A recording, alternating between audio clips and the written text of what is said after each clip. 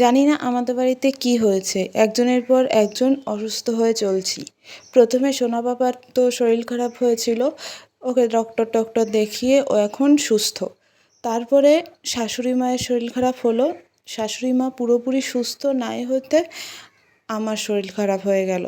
মানে হঠাৎ করেই কেমন যেন একটা হয়ে গেল।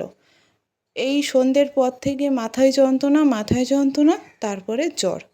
আর কোনো কিচ্ছু নয়, শুধু এই প্রবলেম। সকালবেলায় ঘুম থেকে উঠে আর হাঁটতে পারি না, গা হাত পা প্রচণ্ড ব্যথা। কী আর করা যাবে? তারপরে আর ডাক্তারের কাছ থেকে শ্বশুরমশাই ওষুধ এনে দিল। সেই ওষুধ খাওয়ার পর এখন একটু সুস্থ, বাট পুরোপুরি সুস্থ বলা চলে না। কারণ মাথায় যন্ত্রণাটা রয়েছেই।